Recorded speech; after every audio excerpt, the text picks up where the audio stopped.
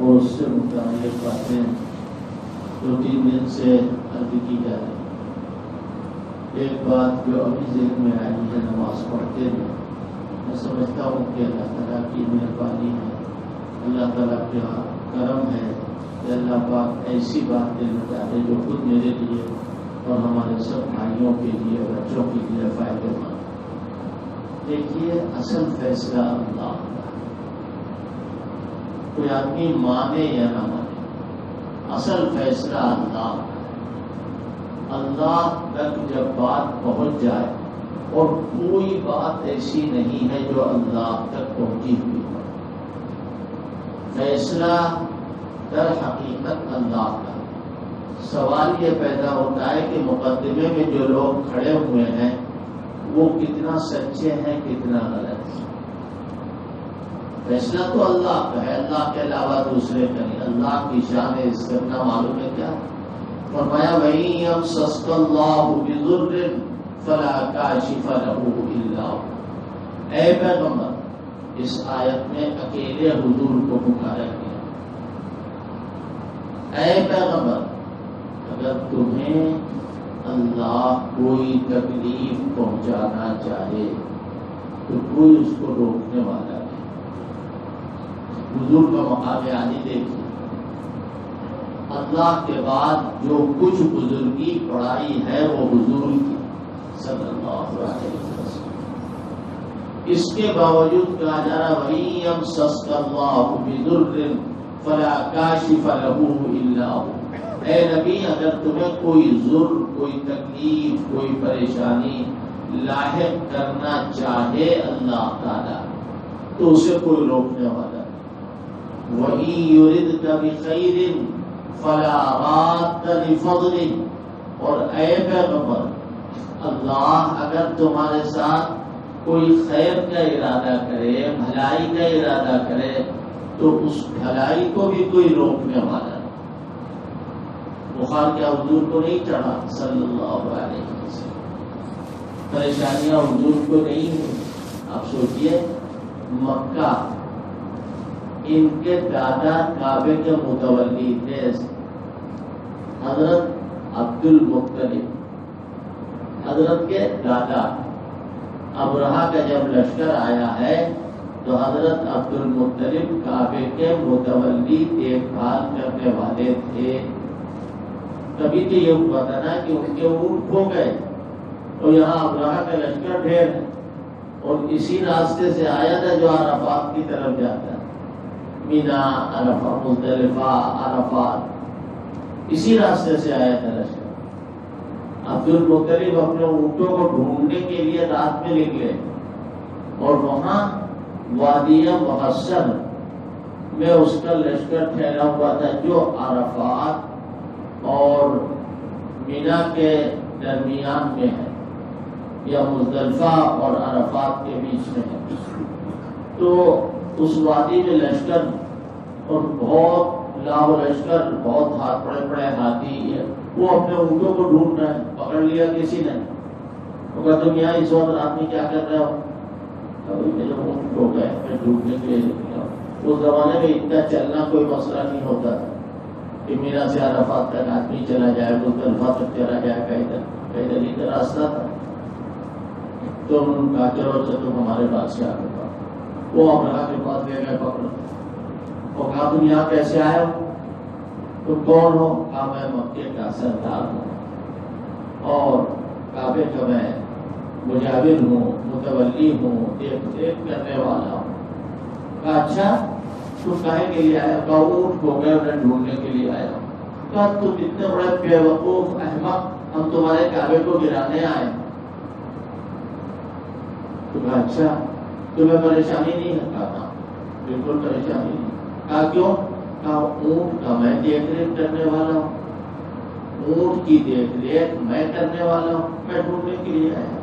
ان للبیت ربا یحمیہ، بیت اللہ کا ایک رب ہے جو اس کی خود حفاظت کرے گا، میں اس کا رب نہیں ہوں، میں تو جھاڑو دینے والا ہوں، لہذا مجھے اس کی کوئی فکر نہیں۔ ابرہہ کے پسینہ آ گیا، اور اللہ جانے اس کی کیا کیفیت ہوئی ہو۔ کسی سے بتاوے تو معلوم ہو. اس طرح کی کوئی کہے کہ کیا حالت ہوئی ہوگی، صرف ایک جملے دے دو ان کو، ہمیں نے تو کپڑے دے دو واپس جاؤ. ابو طالب عبد المطلب چلے آئے. میں آپ کو اس واقعے کو سنا کر کے بتانا چاہتا ہوں کہ ان کا کتنا پکا عقیدہ تھا اللہ کی قدرت پر اور اللہ کے استغنا پر. آج ہمارا اتنا پکا عقیدہ ہے. سب لوگ اپنے اپنے تو ایک میں نے شاید کبھی سنایا کاندلے میں حضرت مولانا الیاس رحمۃ اللہ علیہ، حضرت شیخ الحدیث مولانا زکریا اور حضرت مولانا یحییٰ اور اسی طرح کے سارے بزرگوں کا ایک خزانہ ہے. خزانہ کا ہوتا ہے پورا کاندلا خزانہ، چاہے اتنے بڑے بزرگ ہوں وہ خزانہ نہیں ہے تو اور کیا. وہاں ایک مسجد کا کیس چل رہا ہے. ان کے خاندان کے ایک پوری سے اعلیٰ تھے مفتی الہی بخش، اور وہ اپنی جگہ پر فتوے دیتے تھے، لوگ ان کے پاس جاتے آتے تھے. اور مندر اور مسجد کا مسئلہ چل رہا، جیسے آج کل چل رہا ہے نا ویسے اس وقت چل رہا. تو فیصلہ دینے والا جو اس وقت کا حاکم تھا اس نے کہا کہ بھائی ہمیں ثبوت صحیح نہیں مل رہے، کوئی ایسا آدمی ہو جس کو صحیح معلومات اور وہ یہ بتا دے کہ یہ جگہ مسجد کی ہے تو ہم مسجد کو دے دیں گے، اور اگر وہ یہ کہتے کہ یہ مندر کی ہے تو ہم مندر کو دے دیں گے. تو ہندوؤں نے اپنی جگہ پر بیٹھ کے کہا کہ چلو بھائی مفتی الہی بخش کے پاس چلے، ان کو صحیح علم ہے. وہ ان کے پاس آئے اور آنے کے بعد ان سے کہا کہ ہمارا فیصلہ رکا ہوا ہے، مسلمان ہیں ہم لوگ. اور کہا تو ان کا نہیں، میرے پاس موقع نہیں، کہا چلے چلیے آپ چلے چلیے. خیر مفتی الہی بخش وہاں پہنچے تو اس نے جج نے جب دیکھا تو ان کو کٹہرے کے پاس گواہوں کے کٹہرے میں نہیں کھڑا کیا بلکہ جہاں وہ بیٹھتا تھا وہاں بٹھایا اور کہا ہم نے آپ کو زحمت نہیں دی کہ یہ لوگ آپ کو بلا کے لائے، ہم یہ جاننا چاہتے ہیں کہ یہ مسجد جو ہے یہ مسلمانوں کی ہے، یہ زمین یا ہندوؤں کی ہے. ہاں یہ کسی بات کے لیے آپ نے ہمیں بلایا؟ ارے وہیں سے ہم کہلوا دیتے. کہہ رہے نہیں آپ بتا دیجیے. کہا سنیے یہ جگہ ہندوؤں کی ہے، مسلمانوں کی نہیں. اور سارے مسلمان ایک دم سے کالا پڑ گیا چہرہ، اور ہندو اور سے ٹکٹکی باندھے تھے. کہا میں جاؤں؟ کہہ رہے ہاں جائیے. وہ باہر نکلے. ہندوؤں نے کہا ابھی رک جاؤ مفتی صاحب، ابھی رک جاؤ، یہ جگہ کس کی ہے؟ کہا ہندوؤں کی. تو وہ ہندو کہنے لگے لیکن ہم اب لینے کے لیے تیار نہیں ہیں، ہم اپنے مسلمان بھائیوں کو دیں. یہ سچ سچائی جسے کہتے ہیں. ہم اتنے یہ اس کے قریب قریب کچھ سچے ہیں یا نہیں یہ سوچ لیجیے. یہاں تو یہ کہ نہیں نوٹ ہے، گاندھی کا نوٹ صحیح، گاندھی کا فوٹو صحیح ہونا چاہیے، باقی حرام کا ہو، حلال کا ہو، زکوٰۃ کا ہو، سود کا ہو، چوری کا ہو، بے ایمانی کا ہو، چاہے جس طرح پیسہ ہونا چاہیے. یہ نہیں ہوتا. اللہ تعالیٰ کیا فرماتا ہے کہ فیصلہ جو ہوگا وہ احکم الحاکمین کے ہاتھ ہوگا. اصلی فیصلہ اللہ کا فیصلہ ہے. ہم اس لائق بن جائیں کہ ہمارے حق میں فیصلہ ہو، سچے بن جائیں سارا کا. یہ الیکشن آج ہونے والا نتیجوں میں اس کی کیا حیثیت، اس کی کیا حقیقت؟ کرتا تو اللہ ہے. حضرت نوح علیہ السلام 950 سال تک دنیا میں رہے، قرآن میں لکھا ہوا ہے، اور 50 ابھی بھی ان کے قابو میں نہ آ سکے. آخرکار پوری دنیا کو اللہ نے برباد کیا. تو اللہ سے ڈرو، اللہ کے علاوہ کسی کو نہ ڈرو. ہمارے جماعت والے اوپر سے لے کے چلے آ رہے ہیں کیا اللہ اپنے غیر کے بغیر سب کچھ کر سکتا ہے، اور اللہ کا غیر اللہ کے بغیر کچھ نہیں کر سکتا. یہ حضرت مولانا الیاس صاحب کا جملہ. حضرت مولانا الیاس صاحب کون؟ جن کے تولنے کے لیے کوئی بانٹ نہیں، جن کی عظمتوں کو ناپنے کے لیے کوئی اسکیل نہیں. آج اگر یہ ہمارا معاملہ درست ہو جائے، سارے کام بن جائے. اور میں نے یہ بات یہاں کیوں کہی ہے؟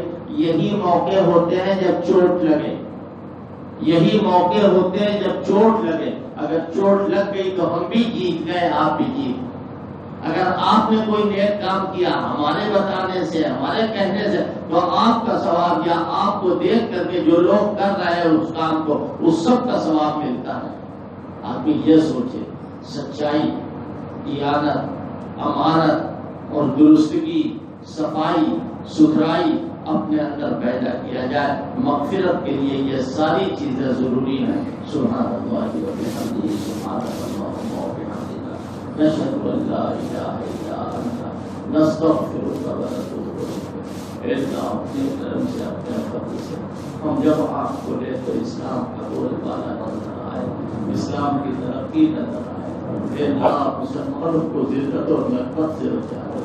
اے اللہ مسلمانوں کی آبرو کی حفاظت فرما۔ اے اللہ مسجدوں کی حفاظت فرما۔ اے اللہ کلمے کی رونق کو اجاگر فرما۔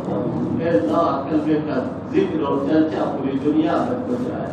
اے اللہ اپنے کرم سے، اپنے فضل سے، بری باتوں سے، برے کاموں سے ہماری حفاظت فرما۔ اے اللہ ہم جانتے ہیں بڑائی جو کچھ بھی ہے سب آپ کی ہے۔